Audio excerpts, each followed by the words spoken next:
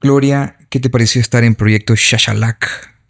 Me encantó, la verdad, conversar sobre todo el tema que hemos retomado, el tema del agua. Sí, es un tema tenso, ¿sabes? Es un tema complejo. Porque es complejo y yo creo que el tiempo no alcanza realmente para seguir hablando. Pero ha sido inspirador. Tenía ratitos de no hablar del agua. Así que me gustó y sobre todo conocerte. Solo te había escuchado en los audios. Así que fue muy bonito, la verdad. Y gracias por invitarme. No, Así que realmente, ahí realmente estamos. ha sido un gusto tenerte por aquí y poder hablar sobre este tema que ya estamos llegando a una crisis hidrosocial, que ya estamos llegando, bueno, estamos viendo llegar estos problemas a nivel nacional. Y creo que todos formamos parte, todos los que formamos parte de este país, o sea, todos los que nacimos aquí estamos suscritos a la nacionalidad Sí, salvadoreña y tenemos que hacernos cargo también de este país, porque esto es como más allá de decir que un país debe de funcionar como una empresa, eso es mentira, porque esto es el lugar donde nosotros vivimos, donde nosotros habitamos y lo que tiene que ser principalmente es como, no decir tampoco una familia, porque pues sí, no somos una familia, pero hay que decir que formamos parte de la misma porción de tierra, de la misma realidad, de las mismas sí, dificultades. Y totalmente. cerrar los ojos, taparnos los oídos, no nos exime de los daños con los que nos vamos a enfrentar más adelante. Así que, Gloria, esperamos tenerte aquí más adelante. Sí, con todo gusto. ¿Comenzamos? Comenzamos. Y antes de comenzar el episodio nos gustaría pedirte algo sencillo pero muy importante. Si este tema o alguno de los temas que tratamos aquí en Proyecto Chachalaca crees que le puede interesar a alguien, por favor compártelo. Dale like a la página y síguenos en nuestras redes sociales. Eso nos ayuda muchísimo para poder continuar con este proyecto. Y si conoces a alguien que crees que debería sentarse a conversar con nosotros, con alguna historia, una mirada diferente a un tema que valga la pena explorar, por favor escríbenos a nuestro Instagram.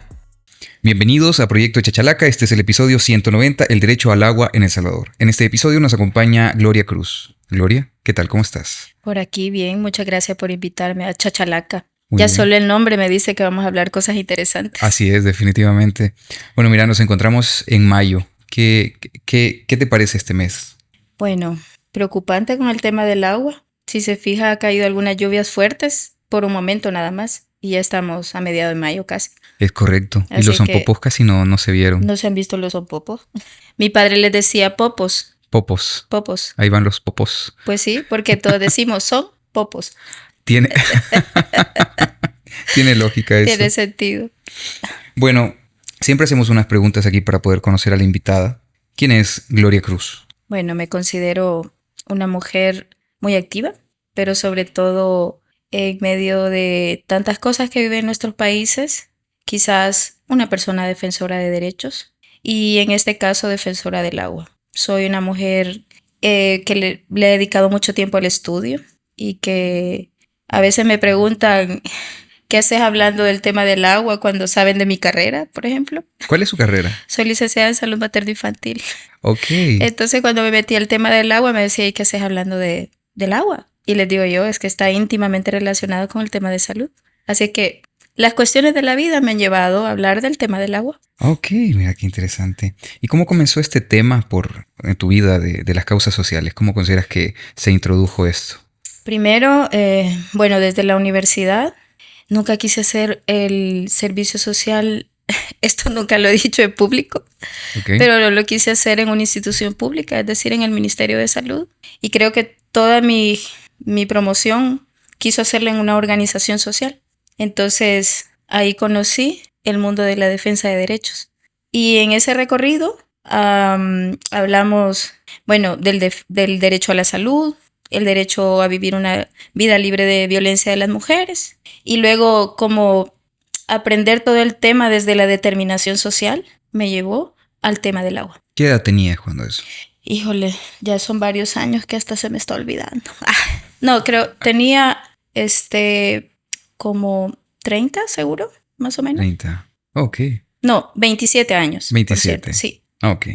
¿Y tu relación actual con el tema de lo social cómo es? ¿Cómo dirías que te vinculas con la Ah, temática? bueno, cuando a una le indignan las injusticias, sigue directamente con las comunidades, cuando ve los problemas que enfrentan las comunidades. Entonces hay una relación directa de querer apoyar y querer, sobre todo ver que las comunidades se organicen para poder enfrentar con menos tropiezos, digamos, todos los problemas que ellos enfrentan. Entonces, quizás ese camino es el que me lleva a tener una relación directa con lo social. Ok. Y directamente con este tema del agua, ¿cómo se vincula? ¿En qué momento preciso es que vos decís, ok, esta es como la ruta que tal vez voy a seguir? ¿O en el momento en que tomas conciencia de esto? Fíjate que quizás en todo el aprendizaje que he tenido en la vida, estuve a la par de una persona muy importante para mí, que fue una luchadora muy reconocida en nuestro país, que me enseñó mucho y quizás aprendí de ella. No sé si recuerdas a Margarita Posada. Sí. Entonces yo trabajé con ella 18 años, porque luego falleció.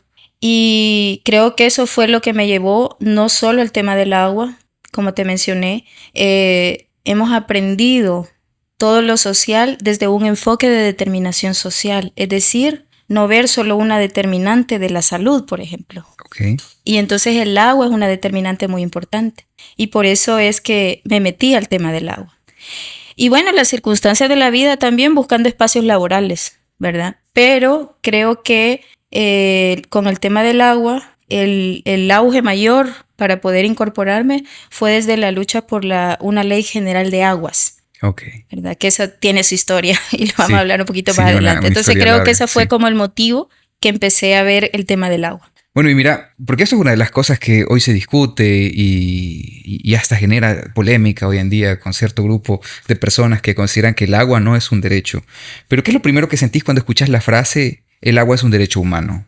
Impotencia. Me da impotencia. ¿Por qué? Porque sé que muchas personas tienen difícil acceso al derecho al agua.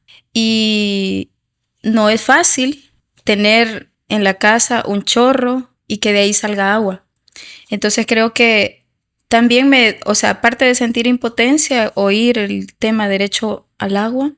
De hecho, desde la ley se maneja derecho humano al agua porque lo dirigen más a los humanos. Sí, porque podría haber derecho al animal, al ecosistema, al medio ambiente. El derecho a la vida, a todos los seres vivos. Entonces, precisamente Margarita decía, no sé por qué solo luchamos por el derecho humano al agua, si es el derecho a los seres vivos, al agua. Entonces, pero todo eso me lleva a sentir esa impotencia de que no todo el mundo tenemos el mismo acceso con el agua en nuestro país.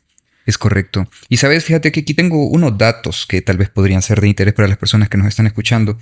¿Sabías que al año a cada salvadoreño le tocan 2.800 metros cúbicos? Esto es como que si tomáramos todo el agua dulce que tenemos a disposición en El Salvador y la repartiéramos por salvadoreño. Entonces nos quedan 2.800 metros cúbicos de agua por salvadoreño.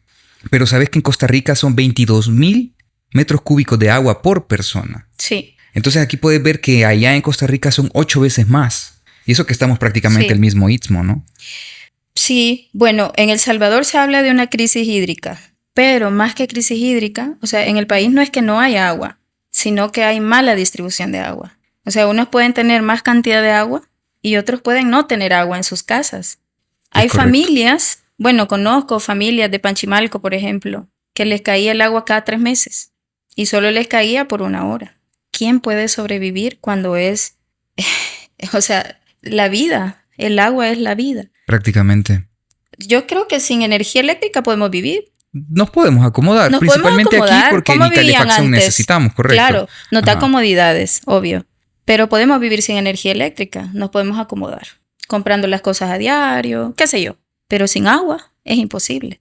Totalmente. Entonces, esa distribución inequitativa del agua es precisamente lo que nos tiene en estas pláticas y revisando todo el tema del agua. Y sabemos que es una lucha histórica en nuestro país. Sí, totalmente. Ya esto tiene más de 30 años de lucha, me parece. Sí, son muchos años los que llevamos. De hecho, desde antes se ha hablado sobre el tema del agua. Y aquí nacieron, de hecho, la relación del nacimiento de las juntas de aguas tiene que ver con eso. Y eso es algo que vamos a explorar un poquito más adelante, porque muchas personas no saben o no dimensionan que tal vez este tema de las juntas del agua funcionan en el interior del país para poder organizar esto del consumo de agua. Sí. Pero, ¿sabes? Aquí también tengo otro dato que es muy interesante y es sobre esto de los pueblos precolombinos que tenemos, porque como vos decís, ¿verdad? Sin electricidad podemos vivir. Sí.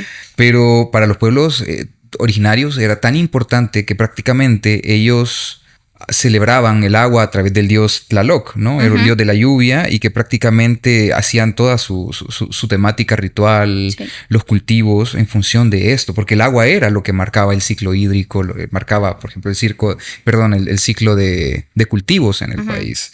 Y entonces, retomando esto, quizás me gustaría preguntarte, ¿qué crees que pensarían hoy en día esas antiguas civilizaciones que habitaron esta zona?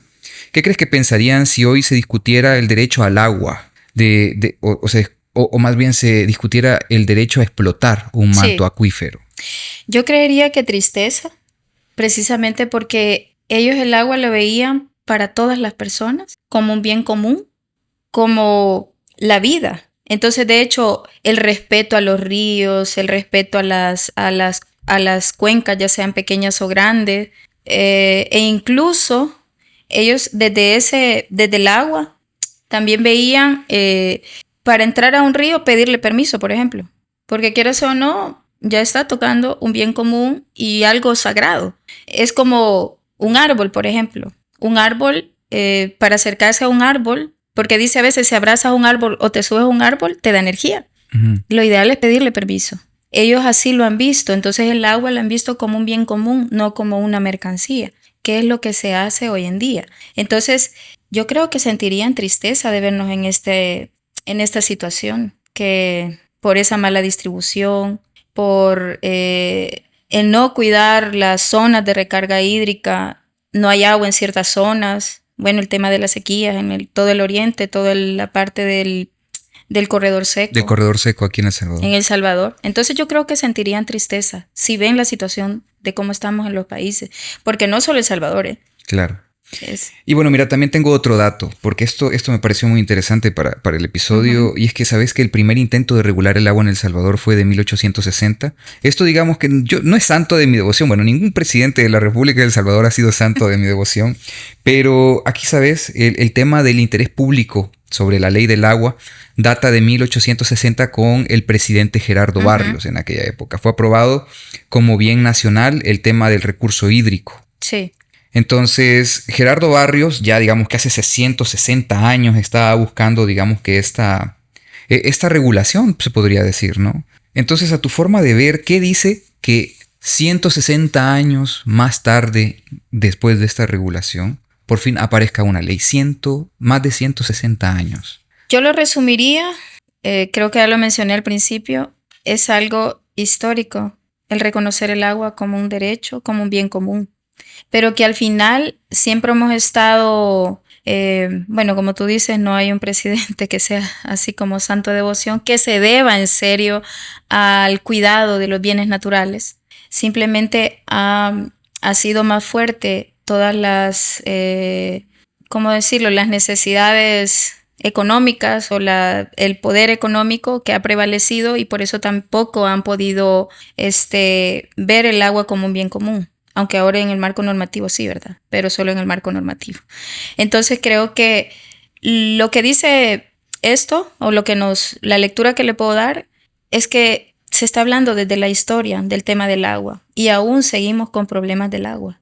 O sea, a pesar de que es histórico, continuamos y cada vez el problema es mayor. Precisamente por la avaricia, por el poder económico que genera que quieran el agua para la agroindustria, para las urbanizaciones, para todo el tema de mercantilización del agua. Entonces, no hay marco normativo que pueda contra eso al final, porque uno puede escribir en el papel, pero al final, ¿cómo puede ser, no?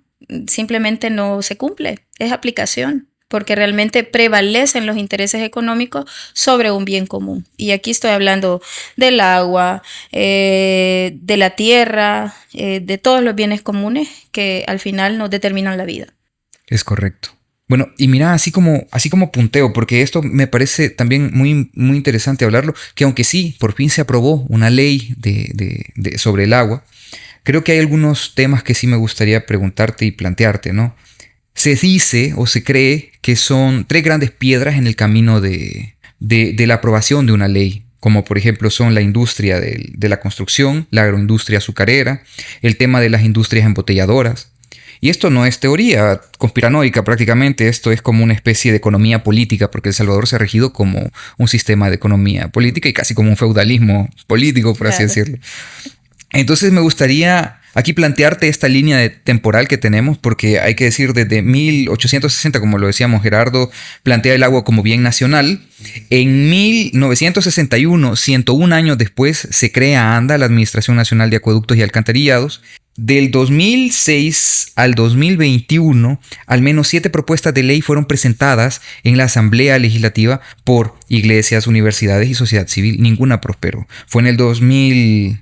Bueno, aquí tengo 2012, prácticamente la Asamblea Legislativa aprueba la reforma constitucional reconociendo el derecho al agua, pero no es ratificada en la siguiente asamblea, porque hay que saber que las modificaciones a la Constitución se hacen en una asamblea y después se aprueban en la siguiente. Se aprueban o serán. Exactamente. En el 2018 hay marchas masivas para el tema de la ley del agua. Yo creo que la mayoría lo recordamos. Sí. Y en el 2021, con 65 votos, los diputados de la Asamblea Legislativa aprueban la Ley General de Recursos Hídricos, que garantiza por primera vez en la historia del país la no privatización del líquido, el agua potable y saneamiento del agua como un derecho humano. Julio del 2022 la ley entra en vigencia, se crea la Autoridad Salvadoreña del ASA. Pero aquí me gustaría preguntarte, porque esto me parece bien curioso. La ley del agua estuvo bloqueada 15 años. 15 años, sí. 15 años, ¿por qué? Pues ya mencionaba un poco el tema de todas esas discusiones, porque aquí no entraba solo sociedad civil, sino que también estaban los grandes empresarios de nuestro país, los de monocultivo de caña, todos los de las urbanizaciones. O sea, había un grupo empresarial que hacía presión desde sus propios intereses, queriendo el agua para mercantilizarlo. Y si no se aprobaba, era por esa persistencia desde la sociedad civil, que había estado haciendo propuestas continuas y sobre todo movilizaciones masivas sobre el tema del agua. Y ahí miles de historias, ¿verdad? Dentro de las movilizaciones, de todo lo que pudo pasar dentro de las marchas, concentraciones, querer entrar a dejar una pieza de correspondencia a la asamblea, bueno, en fin. De hecho, hasta vinieron de la asamblea, o no sé cómo se llama, de la Unión Europea, vinieron ahí como por el 2008, me parece, a hacer una marcha, una caminata del agua, creo que era. Sí, habían varias expresiones, había muchas expresiones. Entonces, en cada fecha conmemorativa, 22 de marzo, se hacía una marcha. El tema del Día del Medio Ambiente, igual que es en junio, era marcha masiva y otras, ¿verdad? Que tenía que ver. Se hicieron marchas hacia los grandes poderosos del tema de los azucareros, ¿verdad? Para irles a decir, bueno, pues sí, ¿por qué no dejan que se apruebe? De hecho, aquí se había pedido que fuera Ley General de Aguas, pero ¿cuál es el nombre del marco normativo actual? Es Ley General de Recursos Hídricos. Y cuando yo hablo de recursos, ¿qué se viene a la mente cuando uno dice recursos? Por supuesto, la mayoría de personas se imagina como un elemento para explotación. Exacto, dinero, recursos. Lo primero que piensa uno, económicos. Uh-huh. Entonces, la sociedad civil pedía eso. Y de hecho, se pedían 5 puntos específicos. Primero, que fuera un bien público, que fuera reconocido como derecho humano, que fuera de regulación institucional pública, que tuviera un enfoque de cuenca o enfoque de cuenca, y ahorita no recuerdo el último, pero eran como 5 puntos específicos que desde la sociedad civil se estaba pidiendo. Claro, todo esto era en contra de lo que querían los empresarios, porque si se creaba una institución pública reguladora, también ellos estaban en el ojo del huracán para regularles.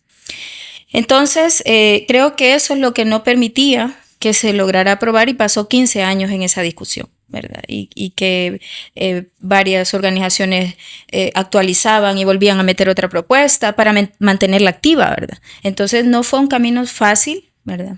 Y de hecho, cuando uno lee la ley, hay cosas de las que se habían pedido desde la sociedad civil. Okay. Pero que eso no es suficiente. Entiendo. Y mira qué curioso, porque si nosotros imagináramos que el agua, como elemento vivo, tuviera su lobista, su grupo de lobby y hiciera donaciones y toda esta cuestión, claro, yo estoy seguro que desde los años 90 la ley del agua ya estaría establecida. Sería otra historia, sí. Claro. Definitivamente. Pero como es para beneficio de las comunidades y para verla como un bien común, para verla como el derecho a la vida, entonces es distinto los intereses.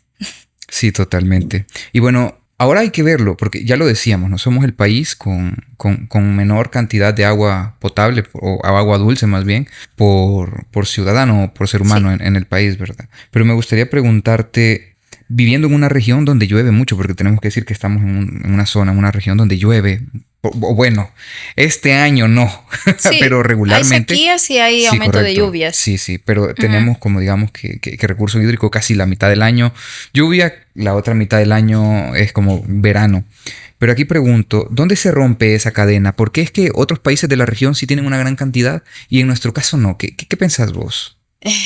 Simplemente el tema este que vengo mencionando, ¿verdad? Del poder económico, que siempre bloquea. O sea, el tema de las lluvias Ujú, y cómo está la urbanización totalmente. llena de cemento Y eso lo hemos no hablado en otros hace que episodios, por supuesto. permeabilice el agua. Sí. Entonces, el hecho de que tengamos muchas lluvias no va a significar que vamos a tener más agua, precisamente por todas las urbanizaciones que se están haciendo. Bueno, ¿cómo se explica? El año pasado creo que fue que hubo la inundación. Ahí en... Bueno, eso fue en enero o febrero, aquí en la Marsella. Ajá.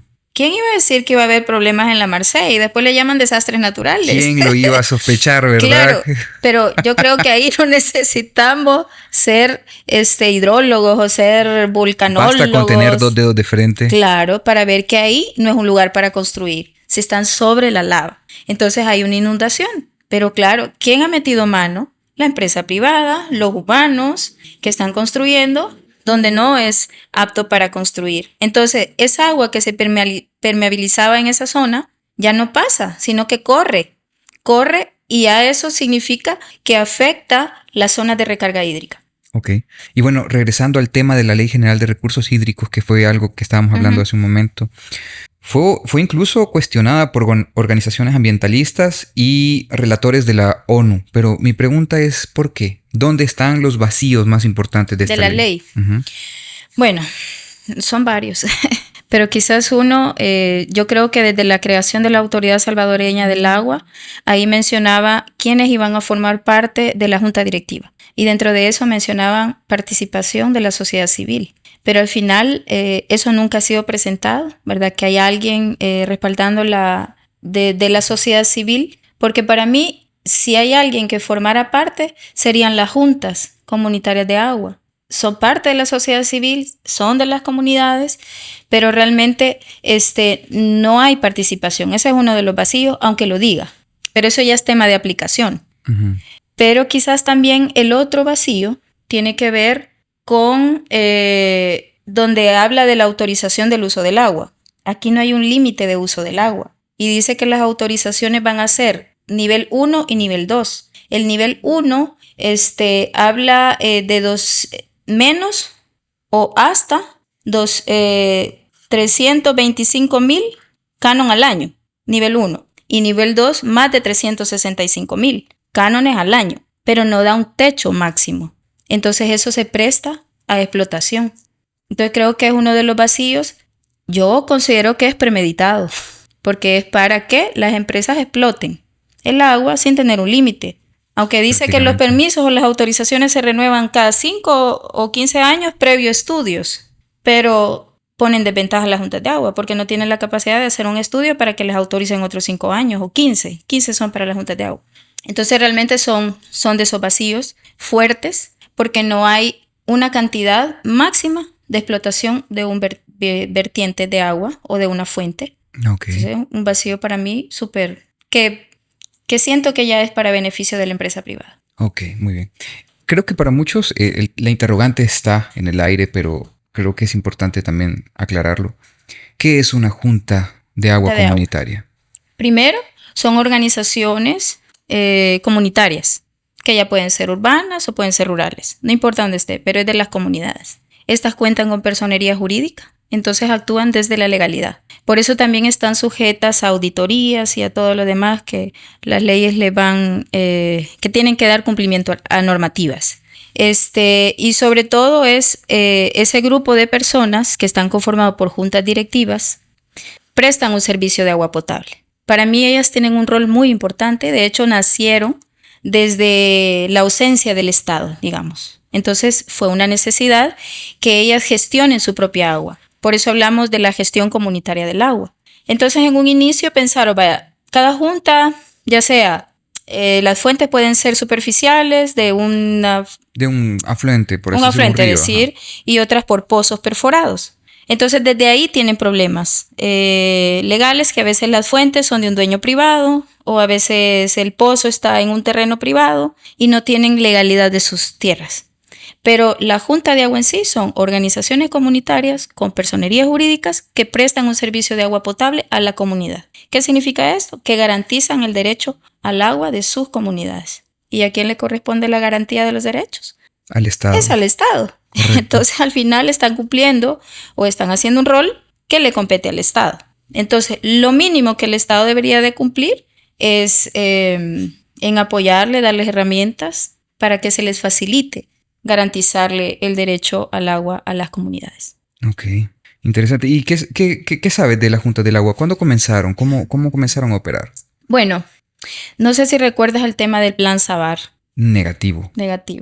Eso fueron desde periodos previos con Arena, creo, que iniciaron con el Plan Sabar, precisamente la creación de la Junta Directiva sin reconocimiento en un marco normativo. Entonces, precisamente desde la ausencia del Estado. Crean las juntas de agua y desde ahí inicia la historia de las juntas de agua hasta el momento. Son aproximadamente más de 2.500 juntas de agua en nuestro país. Como decía, urbanas o rurales, pero la mayoría son rurales porque son las que tienen menos acceso al agua. Entonces, desde ese Plan Sabar quedaron instaladas y luego hay organizaciones sociales que han logrado fortalecer juntas, que les han apoyado e incluso en coordinación con las instituciones públicas han ido trabajando para que ellas puedan tener un sistema administrado por las comunidades. Hay algunas que son administradas desde las municipalidades. Entonces ahí tienen una junta nada más representativa de la comunidad, ya sea una DESCO o llamada junta directiva, pero toda la administración es desde la municipalidad. Pero esas son menos que las que es la propia junta, es decir, la comunidad las administra. Por eso depende de quiénes estén y de las capacidades que tengan, así funcionan. Unas tienen más limitantes que otras y al final se enfrentan con la comunidad porque cuando falta el agua en el chorro, además que la gente cree que el agua nace en el chorro, ¿qué es lo que hacen? Primero, llamar a la junta. No tengo agua. Y no saben todos los problemas que enfrentan, económicos, de organización y quizás el principal económico. Porque a veces hay juntas de agua que cobran $2 mensuales por el agua. Entonces realmente no cobran el agua, cobran el servicio o para el mantenimiento. Entonces, desde ese momento nacieron las juntas de agua y hasta el día de hoy siguen funcionando así. Aproximadamente abastecen al 25% de la población de El Salvador. ¿El 25%? Es bastante. Sí, prácticamente. Sí, es bastante. Entonces ¿qué decir? Es significante para prestar atención a las juntas de agua. Y habría que decir que lo que no está dentro de una junta de agua y queda por fuera, digamos, eso tampoco se cuenta, ¿no? No se cuenta. Es complejo, ¿sabes? El tema del agua es complejo y es un mundo. Sí, totalmente, porque quizás muchas personas que nos están escuchando tal vez tendrán racionalidad de agua aquí en la zona urbana, en el San Salvador o, por ejemplo, San Miguel y Santa Ana, o tal vez en algunas cabeceras departamentales, pues, pero no pensar en el hecho de que en el interior del país hay personas que tienen agua allá a veces cada 3 días. Correcto. Cada 2 días. Depende cómo sea la fuente de las que ellos toman el agua. La cantidad del caudal. Desde ahí hacen la distribución de cuántos cánones le van a dar a las familias, por ejemplo, a cada hogar.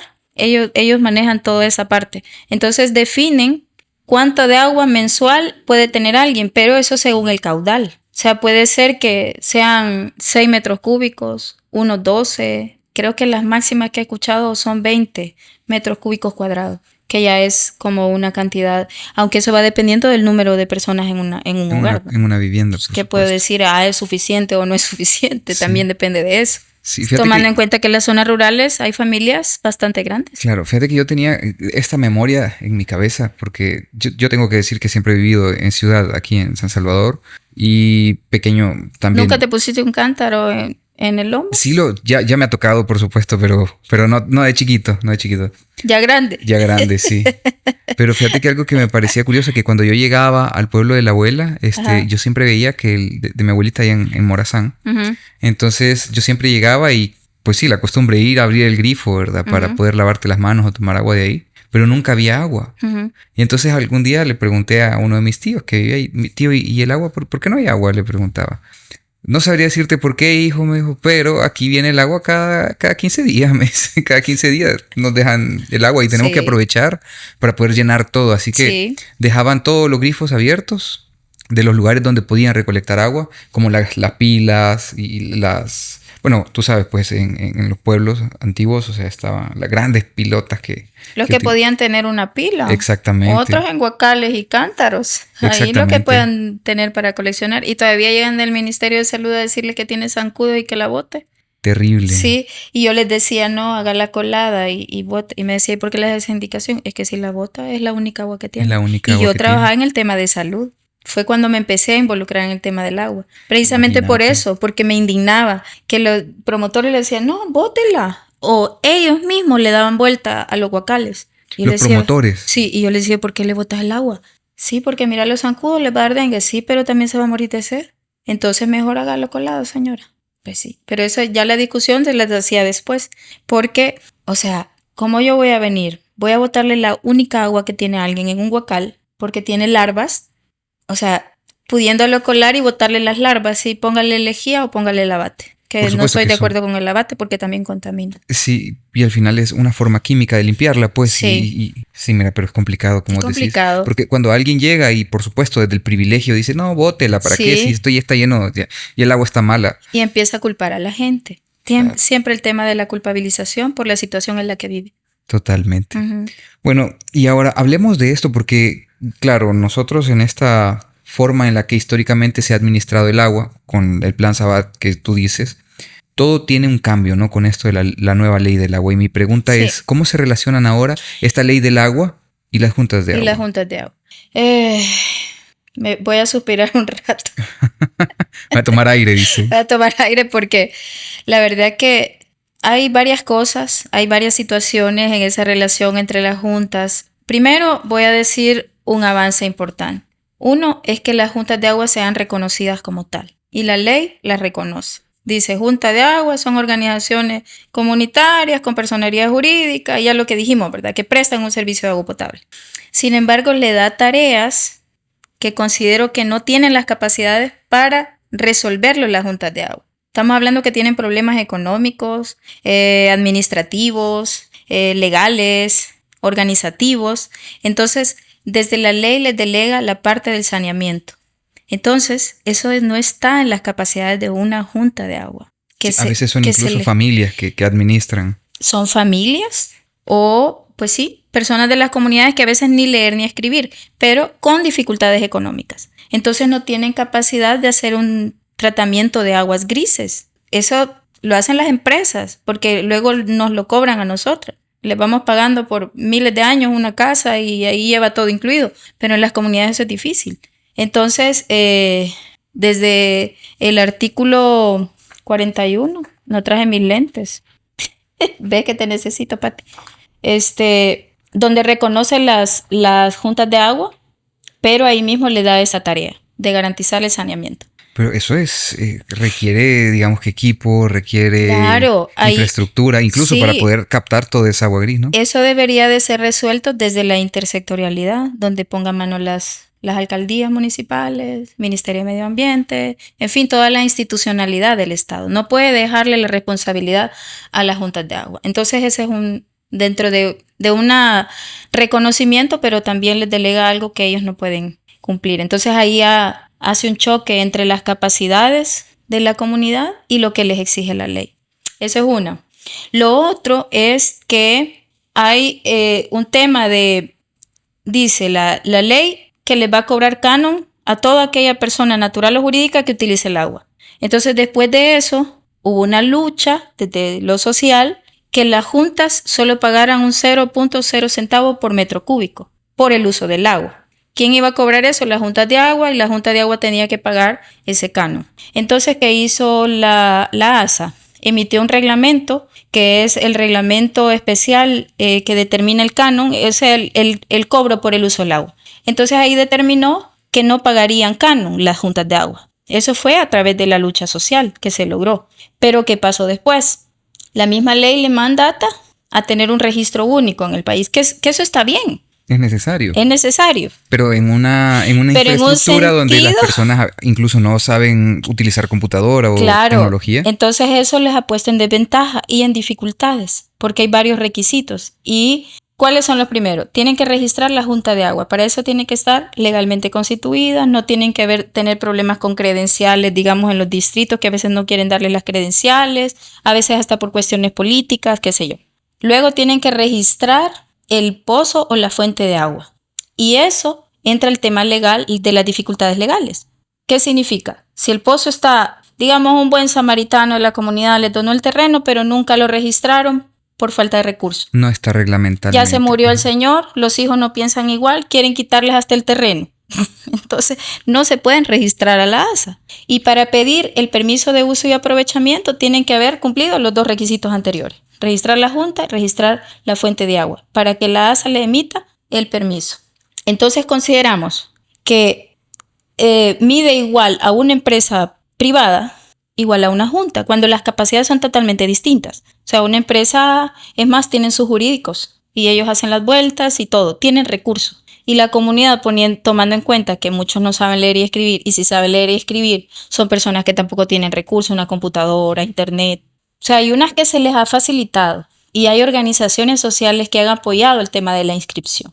Entonces esa relación entre la ley y las juntas es difícil porque le obliga a cosas. Entonces yo pienso, y de hecho decíamos, si se registran, qué bien, está un registro, ya está una junta que existe y llega a querer poner a alguien un pozo cerca, puede tener respaldo, mire, yo estoy registrado.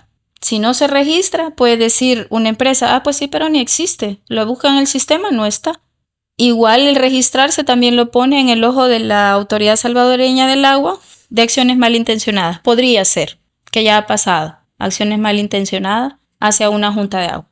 Entonces realmente es una posición difícil, aunque la ley reconoce el derecho humano al agua. También es que, ¿sabes qué? Es complicado porque, como decís, hay que ser sincero, en un país como el nuestro, donde la educación históricamente no ha sido la discusión principal y ha sido precarizada a lo largo de los años, pedir que las organizaciones en el interior del país, donde ya sabemos que la organización sea orgánica dentro de los pueblos o dentro de las comunidades, pues llegar a la idea de que ellos deben de cumplir con un mínimo de capacidad de uso tecnológico, de capacidad, por ejemplo, de administración, porque esas son cosas que tenemos que decir. Y históricamente, y podríamos irnos a hablar, por ejemplo, a los casos de la reforma agraria y el tema de las cooperativas, ¿no? Que fracasaron por eso, porque no había una cultura de administración, no había capacitación en ese aspecto. Y la misma situación se enfrenta con las juntas de agua.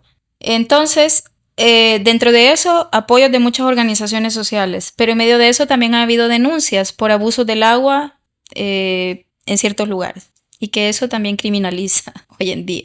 Entonces, al final, ¿qué pasa? Ahora no soy el tema del agua. Yo no sé si has escuchado en los medios el tema del agua, porque encerraron al abogado que le daba seguimiento. Entonces, es una situación bien difícil, es complejo, ¿verdad? Por eso que te digo que me daba impotencia oír derecho humano al agua. Ahorita, en este momento, en nuestro país, a mí me da impotencia. Precisamente por eso. Porque la gente quiere seguir luchando por el agua, pero la criminalización está el día a día.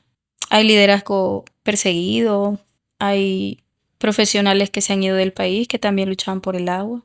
Entonces creo que esa relación de la ley con la junta de agua, al final no son muy amigas en medio de todo este contexto. Por supuesto. Sí. Y hay que decir que no es que las organizaciones, digamos, que sean perfectas, porque sabemos que muchas veces no tener educación en el tema de la administración, del manejo, puede llevar pues a tener problemas económicos, ¿no? Claro. pero sin embargo tampoco tener por parte de la institucionalidad los recursos de capacitación, los recursos de apoyo para poder, digamos que salir adelante con estos impases. Que según la ley es el mandato de la ASA, precisamente tiene que ver con eso, brindar las herramientas necesarias a las juntas de agua precisamente para que los obstáculos que enfrentan sean lo mínimo posible.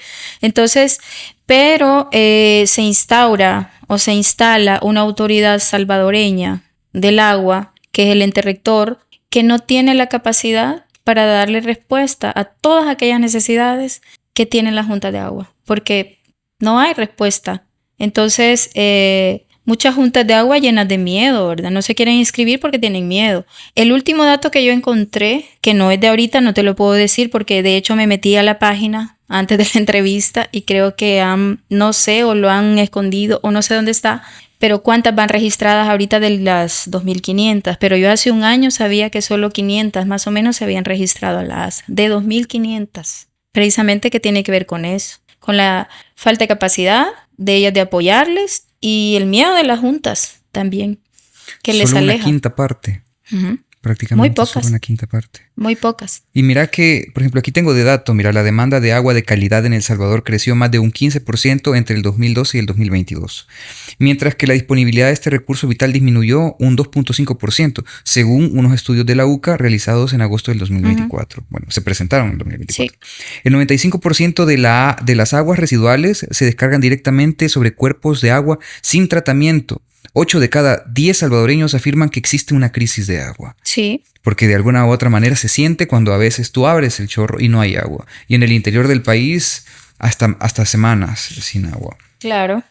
Ahora, en enero del 2024, el Ministerio del Medio Ambiente confirma que el 2023 fue el octavo año más seco de las últimas 3 décadas, con un promedio de lluvia de 7.6, el menor histórico para esas 3 décadas. Y nos encontramos hoy, 2026, con este tema del fenómeno del superniño que prácticamente nos está derritiendo a todos, ¿no? Que hasta el nombre, ¿tú has pensado en el nombre? El fenómeno del niño y de la niña.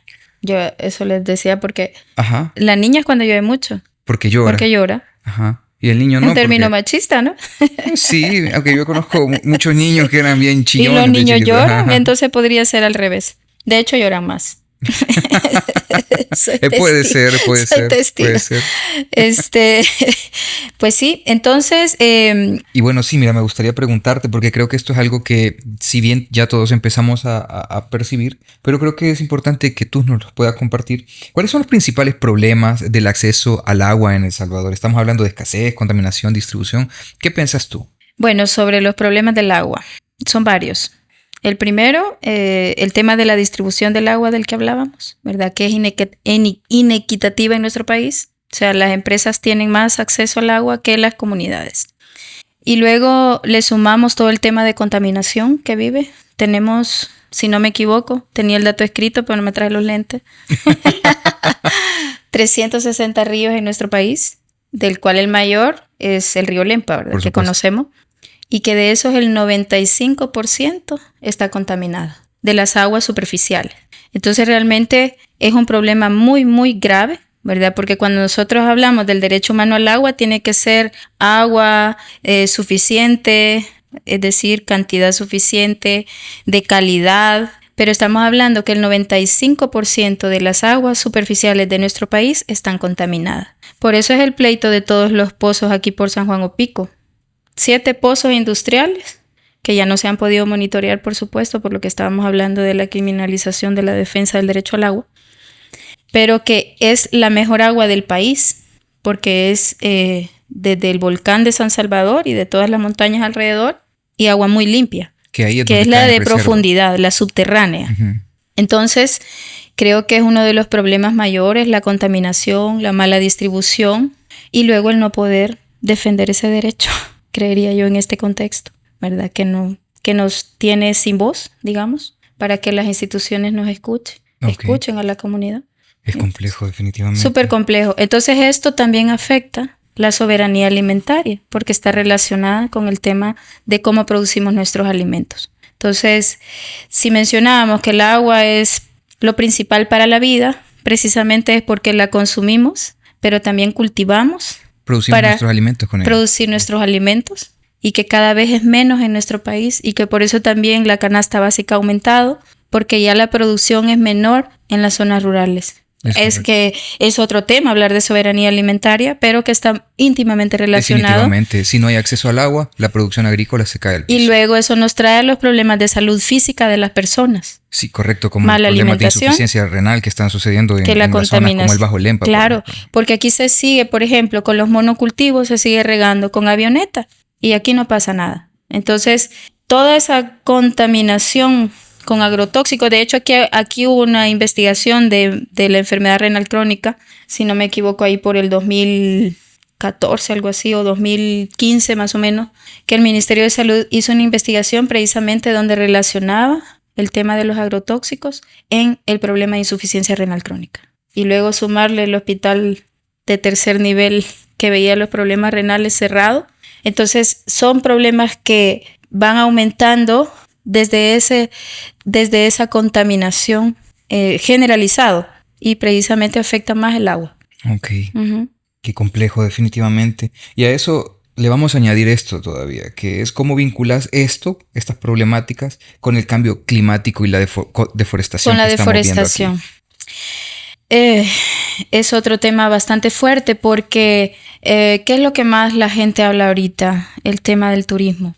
Y eso ha incrementado la deforestación en nuestro país. Eso significa que estamos afectando las zonas de recarga hídrica.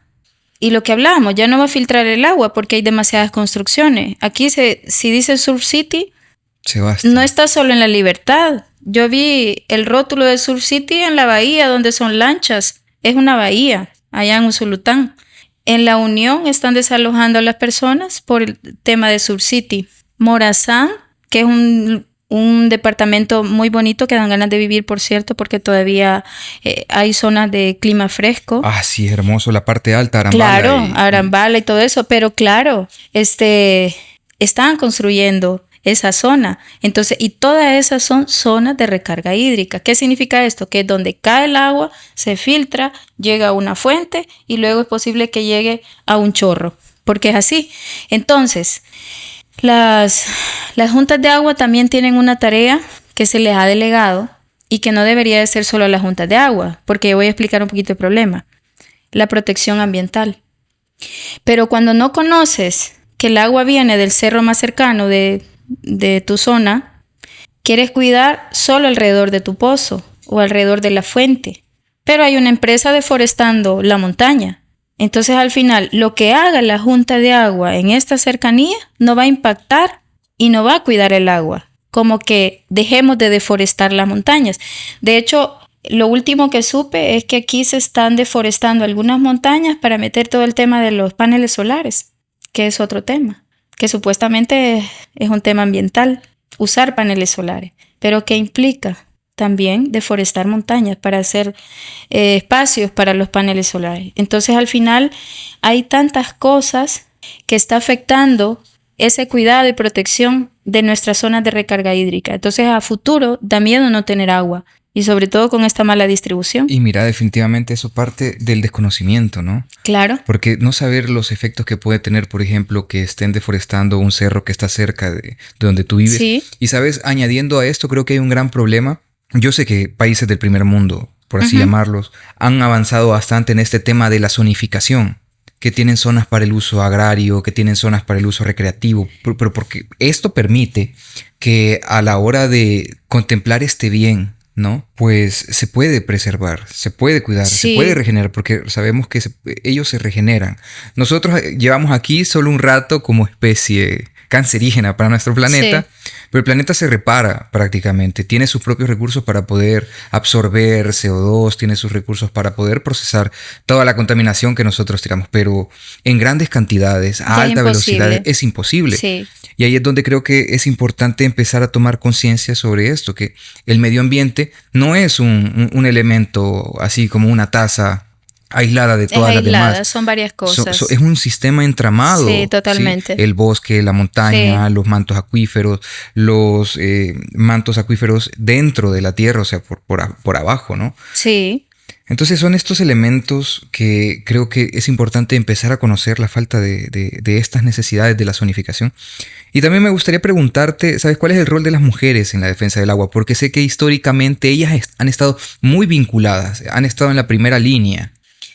Pues fíjate que es importante hablar del tema de las mujeres, porque cuando hablamos del tema del agua, el no tener agua, acceso al agua, quienes se afectan primero son las mujeres, por todos los roles asignados desde un sistema patriarcal, ¿verdad? Que pone el tema de las mujeres como los cuidados a la familia, y eso tiene que ver con las tareas del hogar, con todo lo demás que tiene que ver con el agua. Entonces... Presta atención vos que decís que las mujeres tienen que estar en la cocina. Yo una vez iba a comprar una madera a un señor aquí por La Libertad. Ajá. Y me dice, le dije yo, es que pasé aquel día, pero su esposa estaba y no me quiso dar precio. Es que este no es lugar para ella tiene que estar en la cocina. ¿En serio? Le dije yo. Pero si ella le puede administrar el negocio. No, ella no puede eso, me dijo, aquí soy yo. Ah, bueno, gracias, muy amable. Me fui, ya no volví. Sí, porque al final eso necesita un proceso de sensibilización. Entonces, las mujeres, aparte de hacer las tareas del hogar, dentro de toda la historia de lucha por el agua, son las primeras que han estado en la defensa del agua. Aunque dentro de su comunidad no hayan tomado decisiones, porque las juntas de agua, la mayoría son hombres los administradores, porque hay dinero de por medio, porque los comités de salud lo retoman más las mujeres, porque es un voluntariado. En las juntas de agua, quiera sea o no, en algún momento algún viático o algo puede estar presente, y eso también les motiva probablemente estar ahí. Entonces, para que una mujer esté administrando un sistema de agua y sea la presidenta, ha luchado por estar ahí. Y yo te digo, he conocido experiencias. En Usulután hay una junta de agua que es una asociación de mujeres que la administra. Y hay otra que nos comentaba que fue presidenta de una junta de agua porque nadie más quería agarrar el cargo. Y le dijeron, usted que anda en tantas cosas, agárrelo. Pero ya era un sistema difícil de levantarlo. Se ha tirado casi ya. Pero ella dice, bueno, dijo, voy a asumirlo. Ustedes confían en mí y voy a tratar de levantarlo porque casi ya está muerto. Ahora esa mujer administra un sistema que le dicen la multi. Son como 7 juntas de agua alrededor de ese sistema. Entonces, la capacidad de las mujeres ha sido significante dentro de esa administración. En Santiago Nonualco también había una presidenta mujer. Como se renuevan cada 2 años, no sé si ella sigue, pero tan organizada que decía que nadie de la comunidad le debía un pago del mes del agua. Y eso es un logro para alguien que está frente a una junta directiva. Entonces, yo creo que esa capacidad de las mujeres por organizarse, por ser parte de la junta, por garantizarle el agua a la comunidad es súper fuerte. Lo que pasa es que, ¿qué dice un hombre cuando le decimos, mire, ¿por qué solo son hombres? No han intentado poner mujeres. Ahora es un requisito. Ajá. Que tienen que tener tantas mujeres y hombres. Decía, no, es que ellas no quieren. Pero no es eso. Lo que pasa es que no le dan el voto de confianza que tiene la capacidad. Entonces ellos quieren asumir, de hecho, monopolizan la palabra dentro de las reuniones. Entonces es una lucha constante. Malditos hombres. Podría decirlo.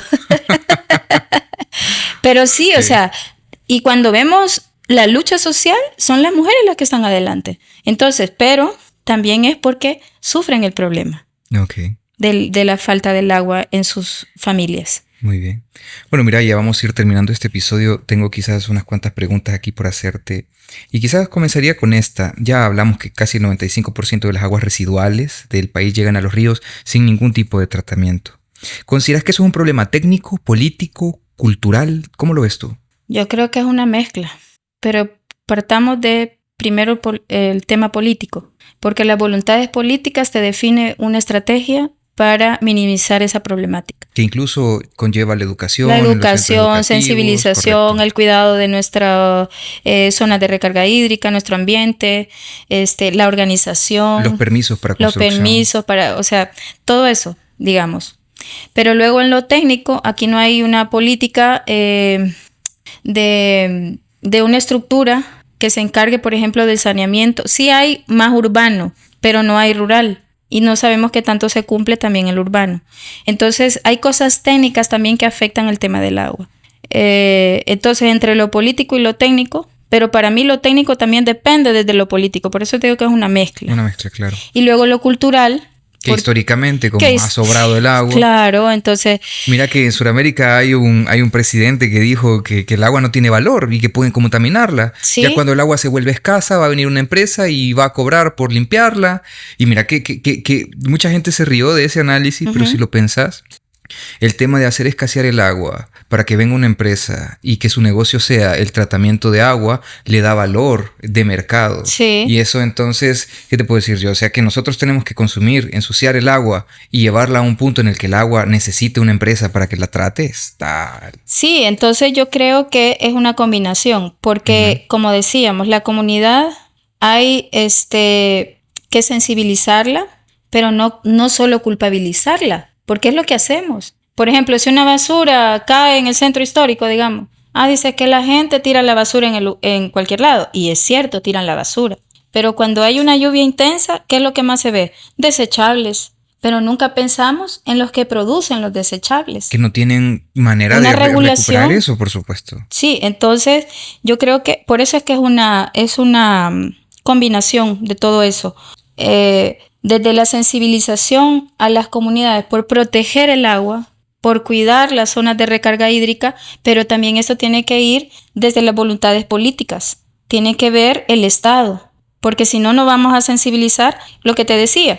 Van a cuidar, van a sembrar arbolitos alrededor del pozo, pero hay una empresa deforestando la montaña. Entonces, al final, ¿quién tiene la culpa ahí? Por supuesto. ¿Verdad? La regulación tiene que ver. Entonces, para mí, pesa más el tema desde las estrategias políticas o desde el Estado, y luego va a todos los problemas técnicos con lo cultural o lo social. Okay. Está relacionado. Mira qué complejo y duro. También hay un tema que me gustaría abordar antes de que nos vayamos, y es sobre este tema que en Centroamérica tal vez no lo vinculamos o no lo vemos directamente, ¿no? Pero hay una relación, yo siento que hay una relación entre esta crisis de agua que estamos viendo y las migraciones. Porque tal vez la gente dice, ¿cómo va a ser la crisis del agua o las problemáticas con el agua? Van a empujar o desplazar personas. Pero precisamente cuando nosotros vemos en situaciones como la que tenemos hoy, con este fenómeno del Ñiñe, por decir... Del Ñiñe. De este fenómeno, prácticamente, son sequías. Claro. Y la producción agrícola no es rentable. No. Entonces la gente lo que busca, y aquí lo hemos visto históricamente en El Salvador, busca irse, porque allá en el norte, en otros países, que no podemos mencionar aquí por temas de seguridad. Por temas de seguridad. Entonces, y no solo del WhatsApp. Así es. Entonces, no hay mercado para eso. Y eso lo vuelve una relación directa. Pues está íntimamente relacionado porque tiene que ver el agua y la tierra, ambas cosas. Antes se podía producir, antes existía el IRA, yo creo que tú no habías nacido. No, pero he escuchado leyendas y está la IRA 26, sí, que es una fórmula de la IRA que... Ajá. Entonces imagínate, en ese tiempo, ¿qué hacía? La IRA, digamos, no sé, el enojo diría yo. Coleccionaba toda la producción de los campesinos, esa era una política de Estado, todos los granos, maíz, frijol, arroz, y luego eso lo vendía a bajo costo a toda la población. Pero claro, después quitaron el IRA y empezaron todos los negocios de Super Selectos, de todas las empresas grandes. Entonces ya no había cómo producir, encarecieron los abonos y todo. Bueno, todo. Entonces se vino abajo y eso es lo que encarece la vida. Precisamente. Entonces, ¿qué sucede? Antes se podía producir y ahora le venden el sueño americano, que ahora también da miedito. Sí, por supuesto. Pero hay gente que aún se arriesga. Entonces, mejor migran. De hecho, la migración no solo a Estados Unidos, digamos que es la mayoría, también hacia las zonas urbanas, por las mismas remesas. Entonces, todo está relacionado. Y aquí tiene que ver el tema del agua en gran medida, ¿verdad? Y que cuando hablamos del enfoque de determinación social son varias cosas, ¿verdad? Pero incluye el tema del agua. Así Totalmente. Que son varias cosas. Y bueno, mira, con esto vamos a cerrar. Dentro de 100 años, decime, ¿cómo crees que recuerden esta época? ¿Como el momento en el que El Salvador despertó o como la última oportunidad de dejarnos ir? Definitivamente como que El Salvador despertó, pero hasta lo siento una utopía ahorita. Pero así me gustaría que se recordara.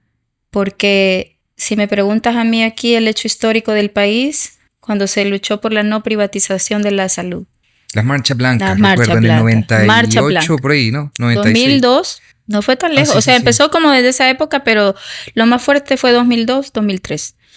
Ya me empezaba a involucrar en el tema de defensa del derecho a la salud. Esos momentos históricos se logró parar la privatización cuando en otros países no fue posible. Entonces, decir que recordar momentos así es gratificante. O sea, y si en 100 años dijéramos, en el 2026 se logró que la comunidad tuviera mayor acceso al agua. O sea, esa es la verdad, que eso quisiera, pues, que despertó. Totalmente. Bueno, y Gloria, creo que hemos llegado al final de este episodio. Te agradecemos mucho por tu tiempo. Sabemos que el tema del agua es un tema complejo, es un tema importante, fundamental para la vida en El Salvador. Y ya la gente y muchos estudios y visiones sobre la circunstancia empiezan a hablar de la crisis hidrosocial en la que nos vamos a ver en los próximos años. Sí. Y creo que es importante comprender que también tenemos que estar ahí, tenemos que formar parte de esto, tenemos que sí o sí cambiar la cultura en la que nos han formado, solicitar a nuestras autoridades que también tomen cartas en el asunto, y a la empresa privada, que por supuesto la empresa privada es fuente de trabajo, fuente de riquezas, hay que decirlo, pero también hay que decir que ellos son responsables. Que se regulen. Correcto. Sí, y una regulación concienzuda. Quizás solo antes de terminar quiero contarte una experiencia de Uruguay con el tema del agua. Okay. Y que no estamos lejos de eso. Decía, había una urbanización en una línea. No sé si tú has visto unas fotos similares, pero de un lado una colonia enorme, sí, con piscina y todo, cada vivienda, y de este lado la comunidad, sin agua, y de este lado con piscina. Y si dicen algo, el Estado les criminaliza. Entonces, está muriéndose de sed la gente. No estamos lejos de lo que estabas hablando, y El Salvador va por ese camino. De hecho, hay comunidades que ya lo viven. Entonces, realmente no nos queda más que seguir conversando sobre el tema. Es importante para hacer conciencia de que es necesario seguir organizándonos. Hay que buscar formas de cómo hacerlo. En algún momento creo que vamos a ser escuchados. Ok. Y con eso terminamos este episodio. Muchas gracias. Gracias por invitarme. a ti por el tiempo. Gracias. Nos escuchamos pronto.